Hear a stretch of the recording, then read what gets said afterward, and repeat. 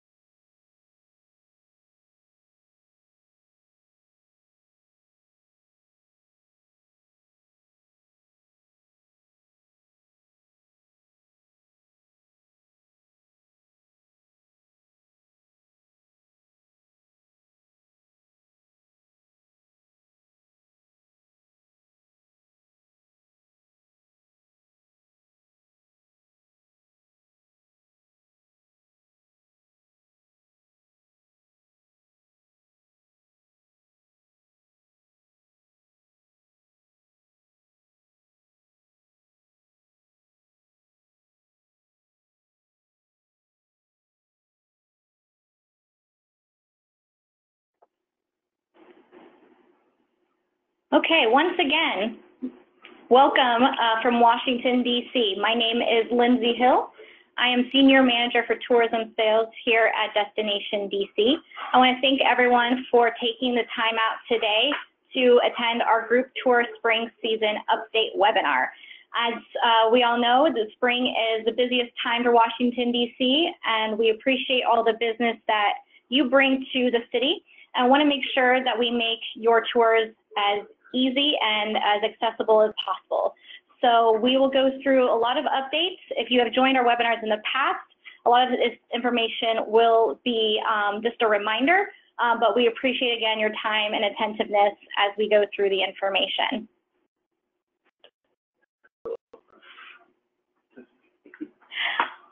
With me today, I have the pleasure of being joined by D'Angelo Baines with the District Department of Transportation, as well as Brandon Buchanan of the American Bus Association.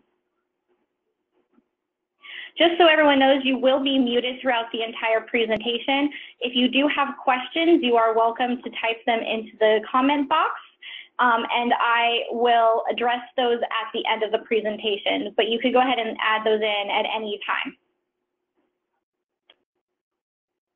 All right, so unfortunately, a representative from the National Park Service was not able to be with us in person today, but they did send along some important reminders for the Cherry Blossom Festival season that we wanted to share and make sure you were aware of. The festival dates for this year are March 20th through April 12th. Once again, the tidal basin will have its welcome area. The primary dates are on the weekends. You can see those dates listed here, as well as the weekdays during peak bloom. This welcome area has information as well as some performances and cultural things for you to enjoy. So the signature events as well are listed. These are the annual events that occur every year.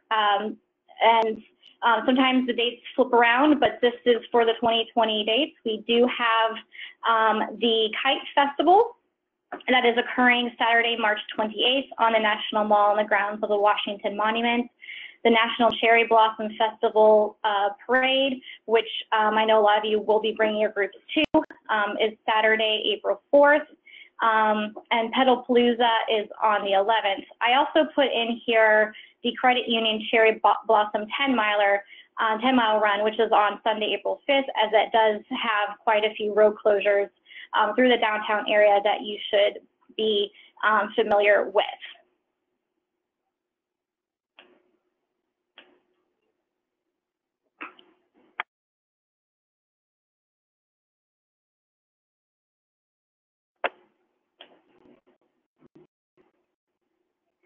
All right, and as with every year, during the peak time, the National Park Service does reroute or does change some of the routing on the roads around the tidal basin where the cherry blossoms are primarily located.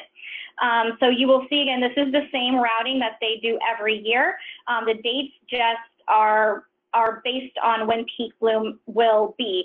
So the dates that you see listed here right now are tentative until peak bloom is more officially announced. And those dates will be, so right now tentative March 21st to April 2nd. So you can see the one-way routing around the tidal basin that will apply to motor coaches here on the map. As well, again, this is the same information that has been occurring for several years now. While the Arlington Memorial Bridge still goes under some renovations, there is a weight limitation, so tour buses are not allowed to cross over.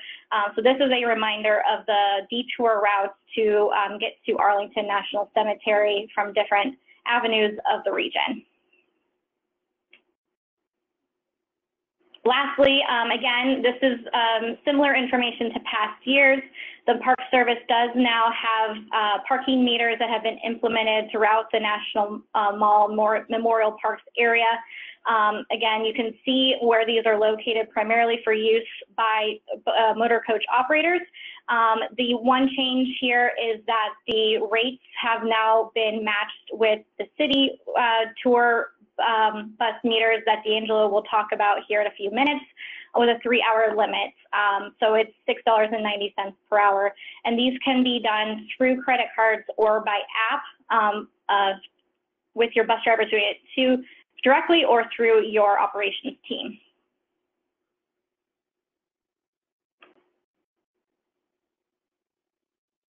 The rehabilitations for the Jefferson Memorial are still continuing.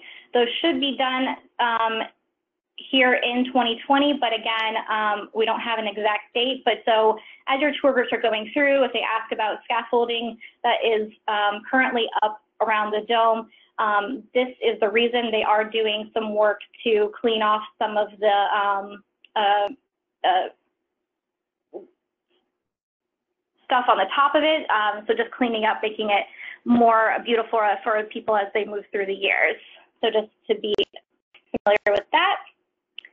And also moving on to National Air and Space Museum, as I hope you are aware, they are also undergoing a major renovation project. However, they are still open.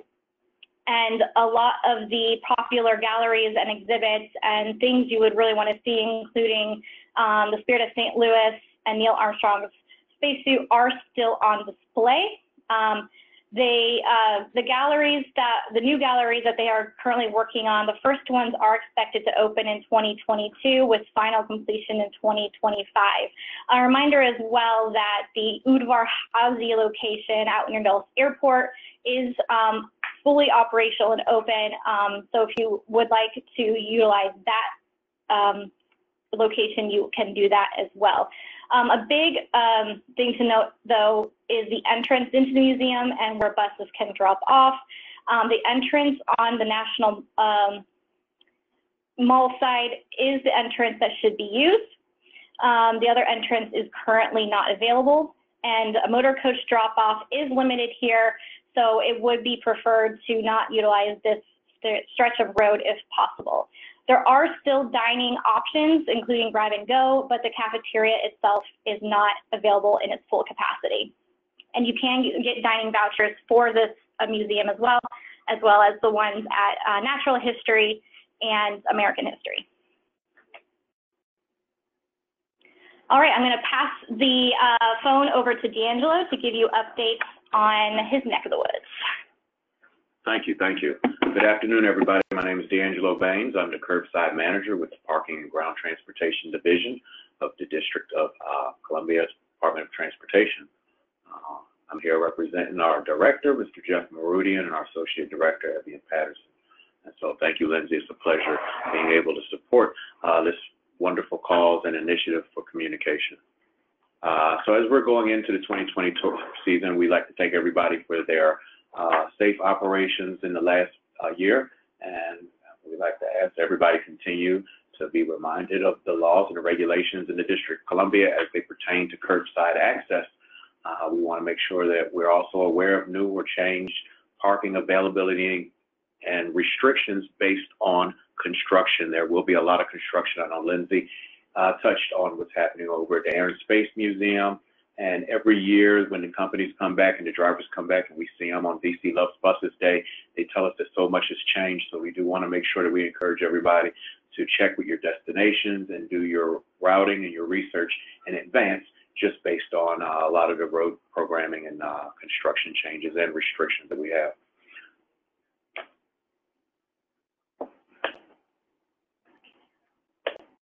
Here we go. Wait. All right. So DC is similar to a lot of other jurisdictions and cities in the country where we're trying to eliminate all traffic deaths, fatalities, and injuries. And so we want to make sure that we are also displaying our Vision Zero statements here to the motor coach community because we want to make sure that you all have a safe, adventurous journey while here in the district. And District Department of Transportation announced through the mayor's office that we will prohibit stopping, standing, parking, passenger loading and unloading, and other obstructions of bicycle lanes. This is a major initiative. It actually just was introduced to the public by the news, where our grace period for parking, blocking, loading, and unloading, and this is for all vehicles, cars, trucks, and buses, and bike lanes, will result in increased fine. And I believe that fine cost right now is $65. It's going up to $150. And so please, we just want to make sure your drivers are aware, especially for those who are coming from areas of the country that don't have that infrastructure or have not seen that infrastructure. We want to make sure that you are aware that there are buses or that there's a possible conflict. The district does like to embrace the multimodal transportation network that we do have. And so when I say multimodal, that means that we're not just a car and bus and truck city. We also have bicycles and scooters and mopeds and shared bikes. And so there's a lot of things that will be happening once the spring season hits. And the weather gets nice, everybody's going to come outside. So we want to make sure everybody has a safe and equitable access to the district as they're visiting and sightseeing and touring. So speaking about bike lanes, I have included a couple of graphics of some of the ways our bike lanes are configured here in the district and the proper ways to utilize them. They can be seen here in the slides, or they can also be reviewed at the DDOT website as well.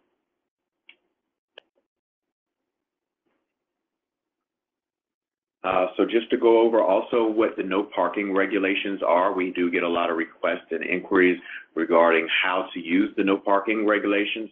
And about this time last year, DDOT also deployed some special no parking regulations that have additional signage, such as pickup drop-off zone. They are uniquely called PUDO zones. That's the acronym for pickup and drop-off, where you might see the most visible location is that at the zoo, the National Zoo, and we want to make sure that we are communicating that the National Zoo pickup drop-off zone is only for car passengers. The intent was to keep the Ubers and the Lyfts from circulating interior to the zoo so that we can still get the tour buses and the large groups of people inside through the group entrance. This was a special request from the zoo themselves that we do make sure that we communicate that to our members as well through this webinar. So please make sure that as you are using the zoo for either a pickup or a drop-off, that you do utilize the group entrance interior to the zoo property and not the PUDO zone or the pickup drop-off zone that is on Connecticut Avenue. It does have a blade that specifically says no tour buses. We should be changing that pretty soon, because as we were doing our quality assurance of our program, we found school buses loading and unloading, and their argument was they're not a tour bus.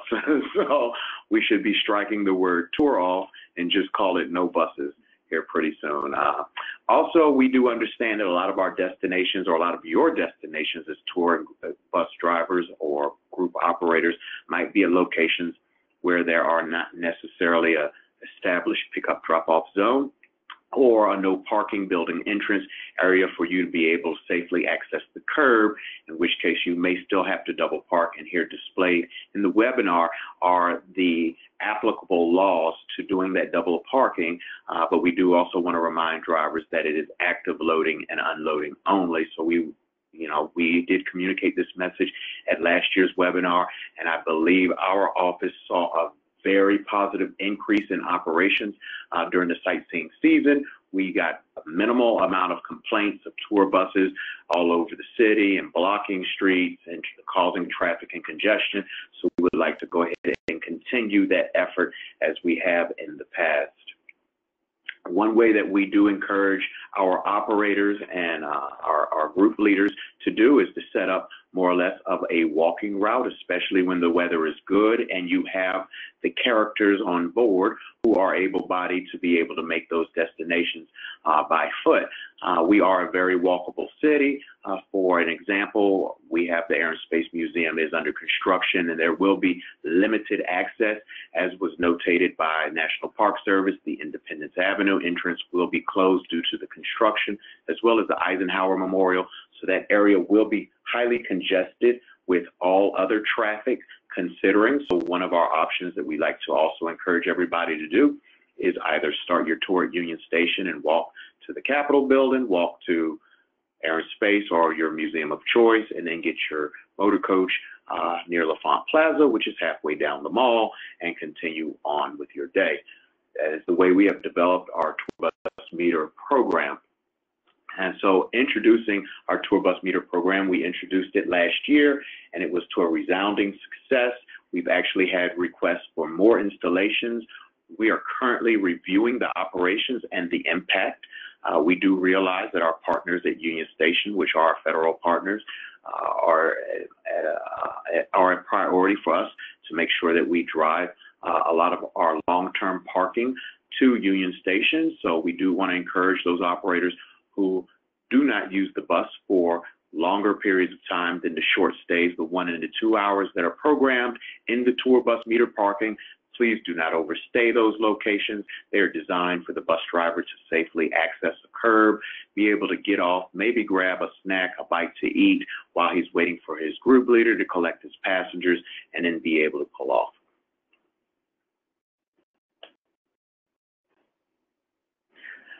We did have success with the White House operation, so I just would like to remind everybody that we do have very high volume retail and commercial office space at the New York Avenue White House, the Ellipse tour bus meter location. And this is New York Avenue Northwest between 14th and 15th Street. And so we would urge everybody to please do not utilize this for pickups or drop-offs or parking your bus during rush hour periods.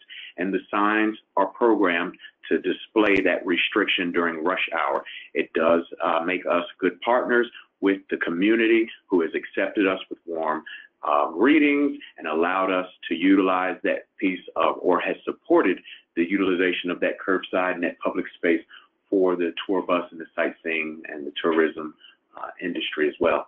We do have the National Mall location at Independence Avenue. It's been proposed. It has not been deployed quite yet. Our L'Enfant Plaza and Frontage Road. Frontage Road, I've seen a lot of the drivers from the East Coast utilizing this location. It sits right on the side of 395, and we've had great success, and the Museum of the Bible.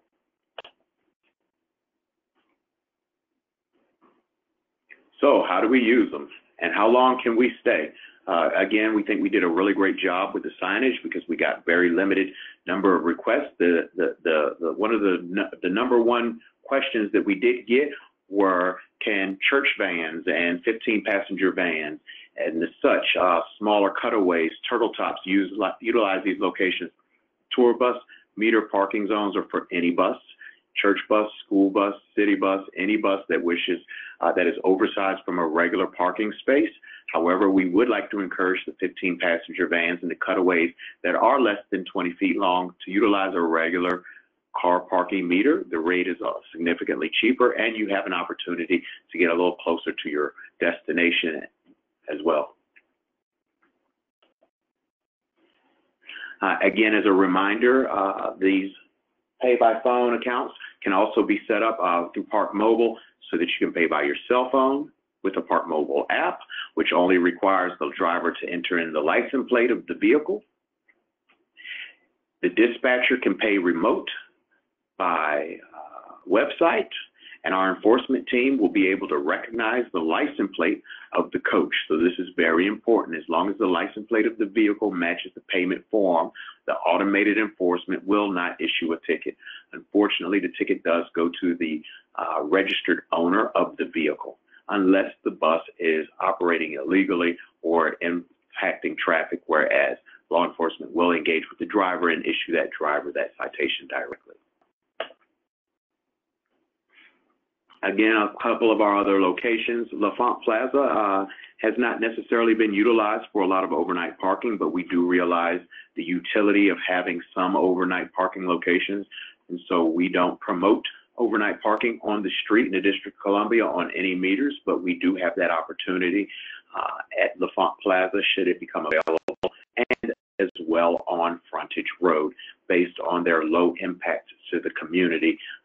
By doing that parking, we do want to remind all the drivers to utilize trash cans as much as possible so that we are good partners and stakeholders within the community that has accepted us. Again, this is our White House, New York Avenue location. These one-pagers, as we refer to them, can be downloaded from our godcgo.com website, which allows you to print them, the instructions and the locations, and give them to your operators or your tour group leaders. Thank you. Thank you very much, D'Angelo. And as there was a question, yes, I will be sending an email out after this presentation with this presentation itself, with the slides, but also recording, and then some links to some of the documents and websites referenced today. I also just wanted to do a quick reminder of some other parking options outside of the wonderful meters that we have around the city now. Union Station. And Union Station, because Union Station, of course, is the main terminal that we encourage all tour operators and operations teams to utilize. However, we know that during the peak seasons, sometimes these spaces are all taken for and reserved. So just so you have some other options, the National Zoo did create some parking spaces in a partnership with Parkwiz last year. That is still something that is functioning and available. There are some limitations in terms of when. It's only Monday through Friday and before 5 p.m. And the price is a little higher, but it is an option if you do need it for more long-term parking during the daytime.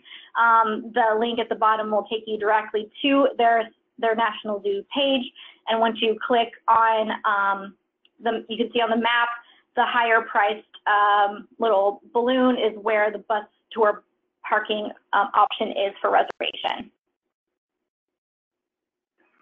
Again, this was introduced last year, and I did check as well. Spot Hero does have spaces available for bus parking that you can utilize.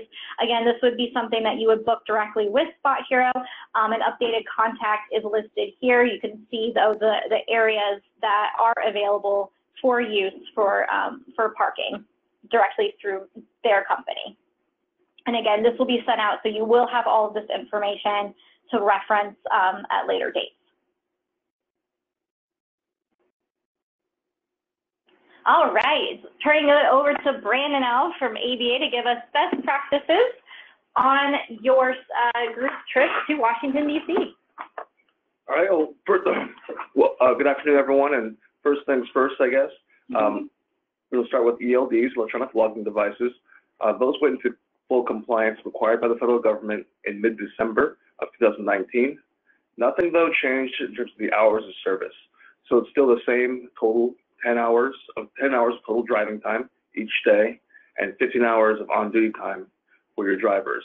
So that does mean that you will have to pay a little bit closer attention. There's actually a physical display for those hours.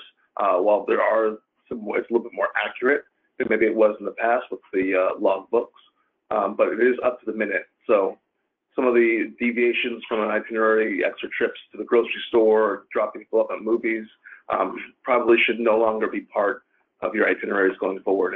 And please understand that this is the reason. This is one of the reasons why.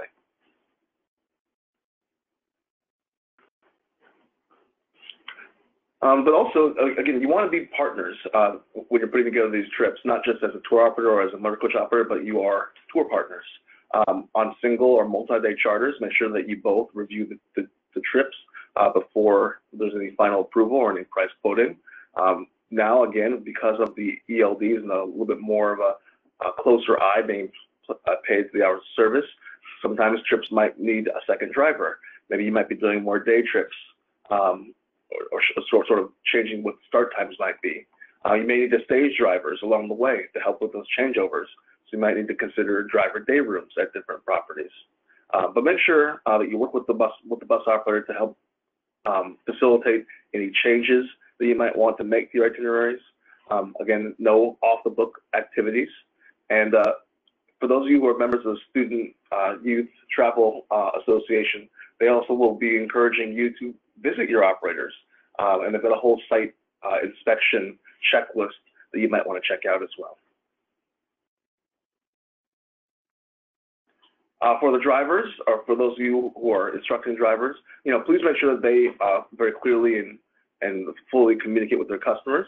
Not only are they hopefully doing their duties as drivers, they're also communicating any of the emergency evacuation information that you may have. I know that we, ABA, provide the guidance that FMCSA has put out, both in a video format as well as in a seat back card. They should also be checking the bus to make sure that all belongings are gathered before departure, be it mid-trip departure or at the conclusion of a trip. And then ensure that any unloading occurs in a specified location, hopefully on a sidewalk or some kind of safe location, in accordance with the District of Columbia's laws. And really pay attention to the signs. In the District of Columbia, as we've discussed with Mr. Baines previously, some of the signage might say commercial motor vehicles, it might say tour buses, it might say buses. There might be a variety of different signs that you might see, so do pay attention to the signs. We've already talked about it, I think, at length, but please don't double park, with the exception of very extreme circumstances. Do pay attention, although it's not listed here, to the bike lanes. That is something that's new. Starting on February 28th, those fines will go into effect. Be cognizant of the idle laws. For those of you who are stopping at Union Station, there are big signs all around.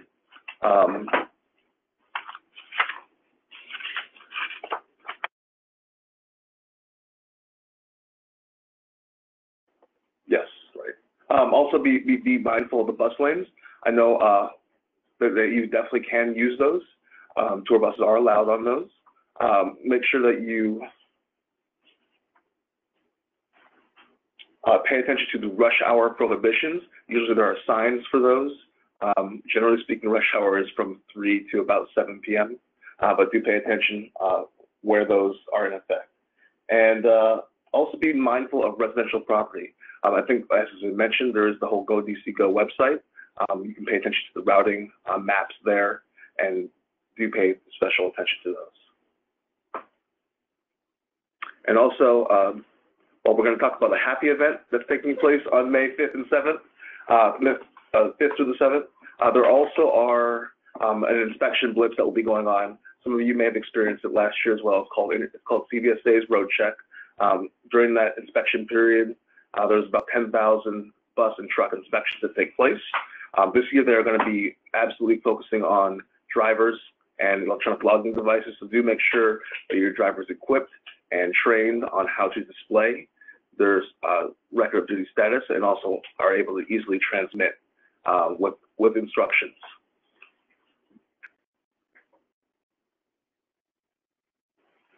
For those of you who are this is not your first time seeing this presentation, the International Registration Plan has changed. In the past, there was an option to do abortion tags or trip permits. Now everyone is required to do abortion tags, with the exception of those who may be based here very locally. But for those who are, there is a process to get a trip permit. And so anyone who does not have abortion tags must do so. You can go to the DMV website. You must have a federal tax ID to register, and the cost is $50 for 6 days. And if you have any questions, you can feel free to contact the DMV directly. One of those we've we as ABA and other national tourism partners, we've been working very hard with the National Park Service to revise their proposals on implementing entrance fees and commercial use authorization permits. And so as of right now, the program that they announced as final has been postponed and is being revised. When it comes to entrance fees, they're going to be changing back from that per person proposal to a vehicle-based entrance fee program. They're going to reevaluate whether or not to do the commercial use authorization management fees, and they are adding a new category to the entrance fees to include larger size motor coaches with 47 seats or more. While they're still getting ready to publish the details, and we will show in a couple of slides what the website where you can kind of keep updated. But the current proposed implementation date would be January 1st, 2021. But up until then, it'll be status quo, which could lead to some wild differences between parks. So please pay attention to each park before you go to it, including National Mall. When it does come specifically to the commercial use authorizations, they are going to be creating an online application process as well as an online annual reporting process. They're looking to use a master sort of application where you could only have to do one application form, but it can include multiple parks.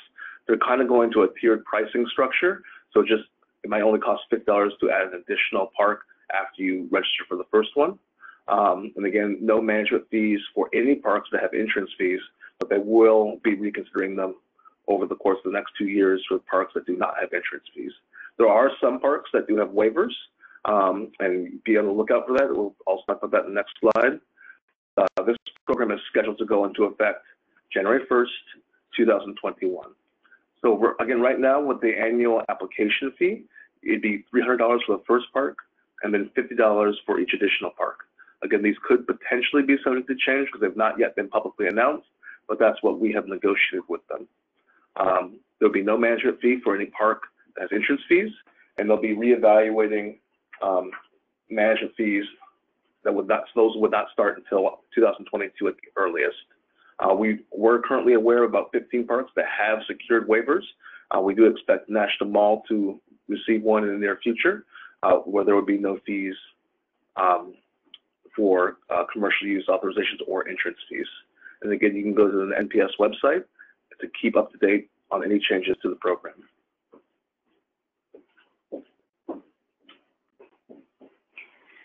Wonderful. Thank you so much, Brandon, for all of those updates. And again, for the COA stuff, that's still, information is still being finalized, but we just wanted to let you know that for this season, our status quo as has been in the past until we receive, firm future alerts from the National Park Service.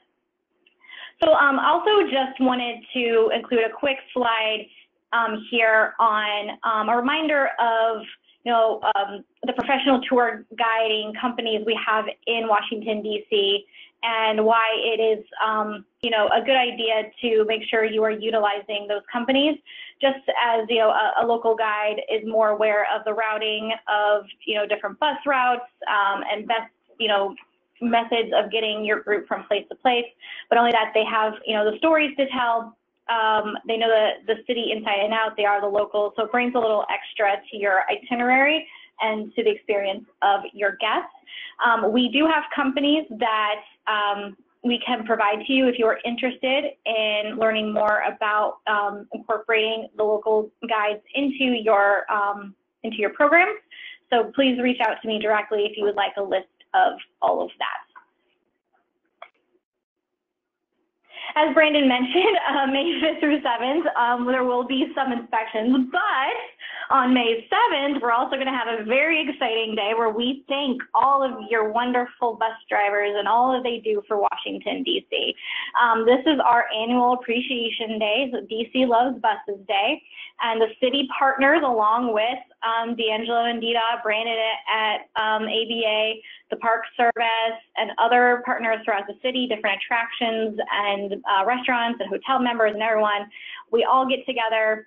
We all we get food and lunches and little gifts for the drivers, and we greet them as they are taking your groups around, and we just remind them of different regulations. We talk to them, we get their comments and feedback, and we bring that all back together for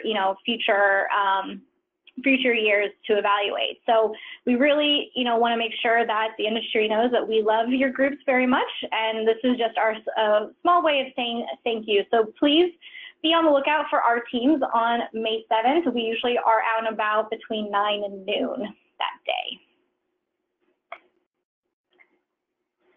I also just, again, this is a general reminder, but for, operators especially who are in the city more frequently, there are several websites and key areas you can go to for updated information. DDOT's official website has a newsroom where they list all of the upcoming road closures. D'Angelo also sends an email out to me and other key stakeholders in the city on a weekly basis, which I then redistribute. So if you are interested in receiving those emails, they can be quite frequent, especially during the busy spring season. But if you would like to receive all of the different road closures happening each week, you can email me. My email address is there on the screen, and I can add you to my list for those specific emails. But a great reference as well is godcgo.com, where you can, again, get all the information on different parking areas, different regulations, best practices for maneuvering your buses throughout Washington, D.C. For general security information, in case you are going to be in town during one of the parades or another big event and want to keep up to date on any last-minute changes, you can also get alerts from the Homeland Security Office here in D.C. That can go right to your phone, as well as Washington Post is a great resource for up-to-the-date information on anything that might be occurring in the city. So I also just wanted to flip over to the attraction side for a couple of minutes and provide some updates on things you should know about some of the most widely visited and popular sites for Washington, D.C., and then some new things to look forward to. So the National 9/11 Pentagon Memorial is currently closed. They are doing some lighting repairs. They are expected to be completed around May 29th, but again, that is projected. It could be delayed. So you should definitely keep track of that on their website for further updates. But you can still go to the chapel if that is something they would like to do. But if you do have that on your itinerary, you may want to reconsider if it's before May 29th. The U.S. Capitol Visitor Center, the exhibition hall, is also still undergoing its renovations. There are still some carts and some smaller things to look at, but just so that you are aware of that as well, the food court is still operational, and tours are conducted as normal. As D'Angelo did briefly mention, we have a new memorial joining the Washington, D.C. landscape this May. On May 8th, the Eisenhower Memorial will open on the 75th anniversary of VE Day. This is going to be a really exciting memorial. It's open air, similar to FDR. It was designed by Frank Gehry, and it is located across the street from the Air and Space Museum on the non-mall side. And it really is going to have some spectacular architecture and design work. So definitely you should consider adding that into your itinerary for any of those groups coming in May and beyond. We also have Planet Word opening May 31st. This is a museum that is moving into the old Franklin School on around K and 11th Street, about there. They will focus on just sort of reigniting the love of language. They're going to have a lot of community programs and workshops. This is a great new museum joining Washington, D.C. For large group reservations, there is a small fee, but otherwise general admission is complimentary. If you would like to do an advanced booking reservation, you can email Rebecca Roberts. Her email is there on the screen. As well, we have another museum out in Virginia opening, which is the National Museum of the Army. Again, this is a free museum, and they are currently taking pre-reservation requests. You can also send emails to them directly if you would like some more information. That is opening on June 4th. So a lot of exciting things happening. Important dates coming up, again, things that could affect your tours or could help amplify your tours if you wanted to add some new programming.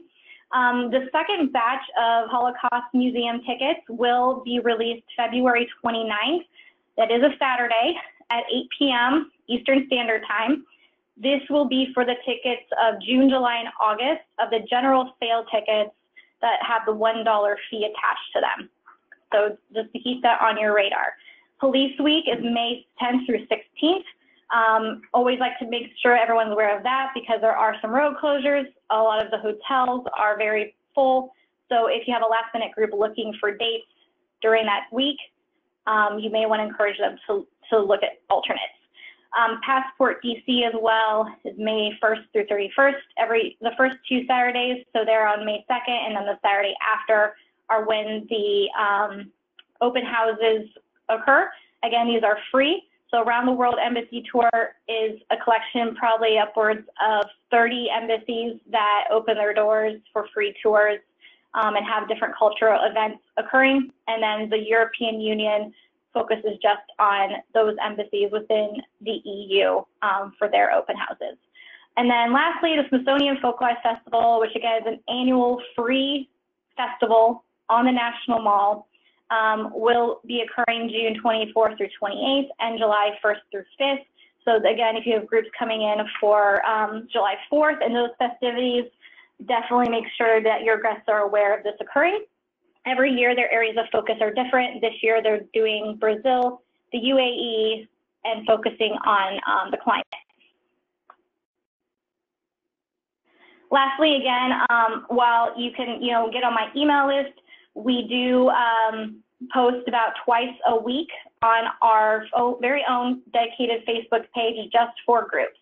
So this is where we, again, will post any really pertinent road closures, new ideas for restaurants or itineraries, new attraction information, etc. So definitely go in there, like us, and be up to date on everything that you will need to know. And Leslie, just to piggyback on Sure. that, D'Angelo again here. If you don't mind going back to that one slide that had the HCMA information on. Can do. Yeah. I just want to go ahead and reiterate the benefits of having your groups, and especially when we're traveling with the school kids, school-age children, to register with hcma.dc.gov, and they can sign up with the Nixle on their cell phone to be alerted. Your group leaders, your passengers. I know safety and security in the district can be of paramount concern for a lot of groups when traveling, and therefore you're a lot of times reluctant to release or leave the travel and sightsee in the district without your motor coach and your equipment. And so we just want to reiterate that the district is a very mobility forward city. We do promote a lot of walking. Additionally, we have, in concert with Union Station, our federal partners at National Park Service, and at the district with the support of the mayor and a lot of our communities, been able to install, we feel, an adequate network of parking options so that you don't have to walk from the Capitol all the way to the Jefferson Memorial. You can kind of split it up and do it in pieces, and we encourage you again to use the Nixle. I actually got to witness it firsthand behind the scenes during our most recent World Series championship operation, and the way that they communicate out different changes and changing environments of the security nature and the safety nature are outstanding. So I do want to make that plug to our partners, as well as making sure that you sign up with Destination DC for those weekly email blasts, because a lot of our road closures and our protests do happen in our sightseeing in major corridors. Great, thank you for that. So if we go back to our same page here, I know I did see some questions pop in, so let me take a look at those real quick. Give me a second as I read through them. Okay, so first question from Shannon, thank you, about the Real ID. So most of the sites within the city have actually done away with requiring IDs to enter. So places like the Reagan Food Court and the Capitol, you do not actually need a photo ID to enter those areas. So the only, I believe, and I would have to get firm confirmation on this, but I think the only place that may be affected by this would be if you have a White House tour. And again, that date for Real ID is October 1st, 2020. 2020, so coming up, yep, so definitely make, especially if you have any fly-in groups, definitely make sure that they have appropriate ID to get on planes and the like. Okay. Again, these slides will be sent out after we conclude here, so look out for that email shortly. Who is the exact contact info for asking motor coach related questions? Your best first line of defense would be myself. So any general questions you can send directly to Lindsay at washington.org. If I do not know the answer offhand, I will reach out to my partners at DDOT and ABA as appropriate to provide you answers as quickly as I can. You can also, again, reference Go DC Go. A lot of the information is on that site.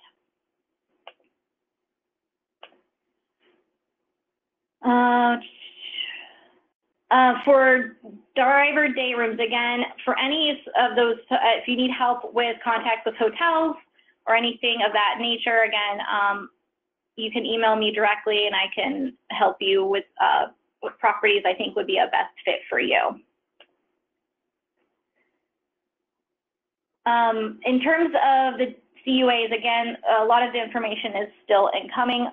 We are still gathering this information. We just want you to know that for 2020, you will not need to worry about the impact. And as soon as we have more firm confirmation about which parks are exempted and which ones are not, we will be, providing you that information. So more to come, but just know for this spring, you do not need to worry. Miata, for STEM-focused museums, you can definitely, again, reach out to me directly. I do have a list of options throughout the city and also a general itinerary that can be provided. So again, if you need any of that information, it's great to just email me directly, and I'm happy to help. For Arlington National Cemetery as well, they are doing some increased security at the moment that does require ID, but that can be a simple school ID. It does not need to be an official driver's license or passport. We do feel that security will not last for a long term. So again, that should be something that you reference their website for updates. But that is the only site in the city that has done any sort of security increase at this time. But again, it can be a student ID, anyone over the age of 16 at this point. There is a shuttle that does go around the mall. It is not free, however. It is our circulator bus, and apologies, I should have mentioned that earlier.